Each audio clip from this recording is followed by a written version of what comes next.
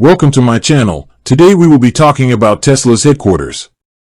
Tesla, the electric vehicle and clean energy company, is headquartered in Austin, Texas.